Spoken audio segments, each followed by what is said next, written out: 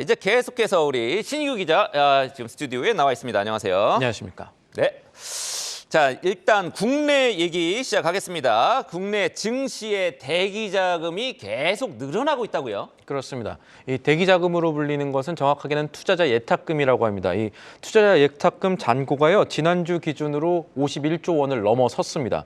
지난달 초와 비교하면 이게 7조 원 정도 늘어난 수준이거든요. 7조 원 조금 더 넘게 늘어났습니다. 그리고 투자자 예탁금 자체는 2달 만에 최대치로 늘어난 것이고요. 여기에 더해서 국고채나 단기물에 주로 투자하는 머니마켓 펀드라고 있습니다. 빠르게 빠져나올 수 있기 때문에 이 돈은 증시로도 갈 수가 있습니다. MMF. 맞습니다. MMF 설정액이 186조 원 넘었고요. 이 중에서도 개인들의 MMF 설정액이 얼마 됐다 봤더니 15조 원 가까이 늘었습니다. 이것은 계속해서 줄어들었다가 석 달 만에 지금 다시 9월 수준으로 회복을 하고 있구나. 여러 가지 측면에서 지금 실탄들이 증시로 들어갈 것들이 쌓이고 있구나, 이렇게 볼 수가 있고요. 여기에 신용거래 융자 잔고도 좀 지난달 말보다 늘었습니다. 빚을 내서 증시에 들어올 만하다고 볼 수 있는 사람들이, 그렇게 보는 사람들이 늘어난다는 뜻이 되겠죠. 네, 지금 실탄을 개인들이 많이 지금 확보하고 있고 여차하면 들어가겠다, 이런 대기 자금이 많다는 여차하면, 건데 네. 원인이 뭐죠? 크게는 내년에 FOMC에서 나왔던 것이죠. 제롬 파월 미 연준 의장이 내년에 기준금리 인하를 시사한 뒤부터 국내 투자자들도 이 자금을 국내로 투입하기 위한 준비를 하고 있다, 이렇게 보시면 될 것 같고요. 이스라엘과 하마스 전쟁 지속으로 아까 이 홍의진 대표께서 얘기하신 것처럼은 해운사들 홍양로 중단에도 이 유가가 계속해서 하락세를 보이면서 물가 우려가 계속 축소된 점도 증시 상승 가능성을 점쳐볼 수 있는 요인이겠습니다.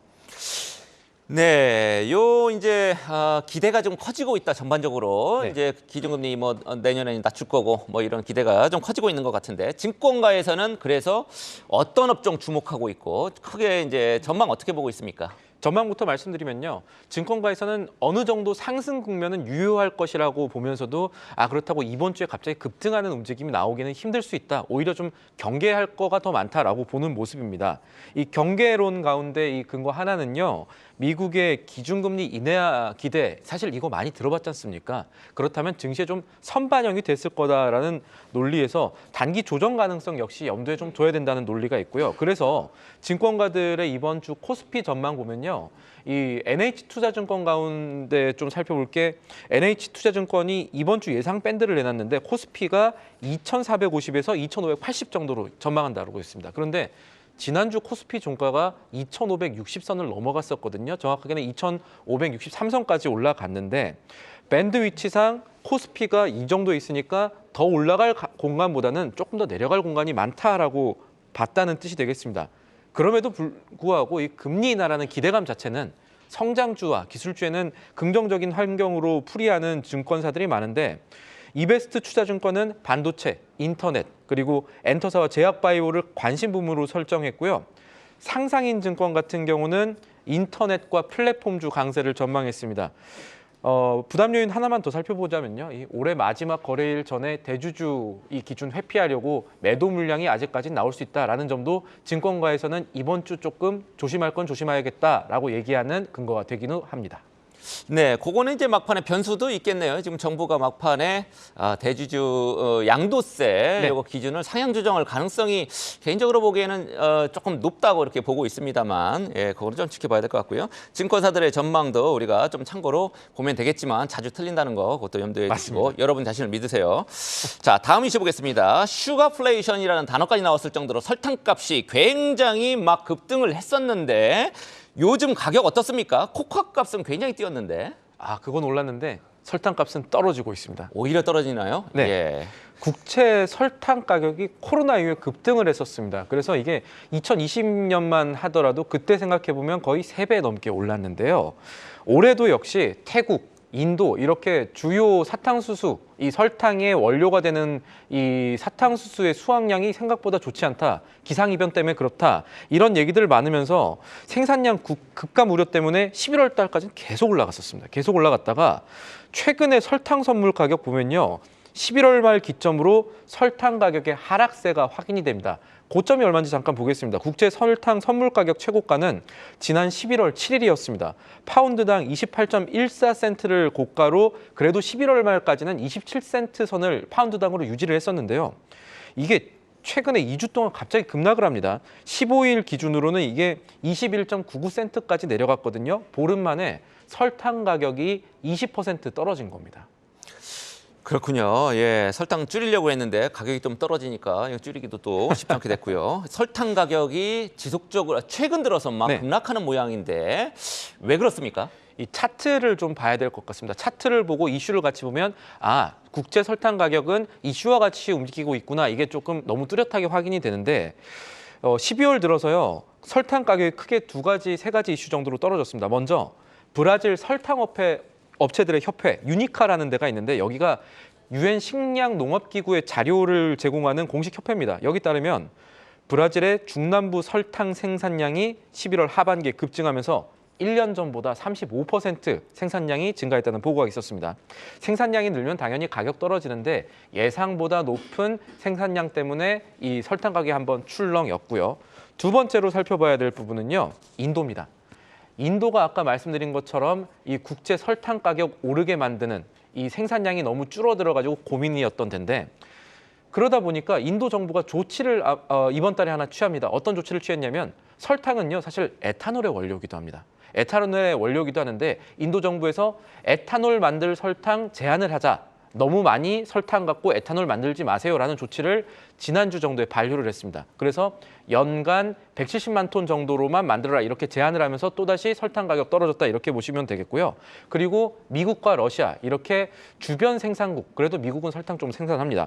이런 곳들에서 설탕 생산량이 증가하고 있다는 보고 이후에 설탕 가격이 계속해서 떨어지고 있습니다.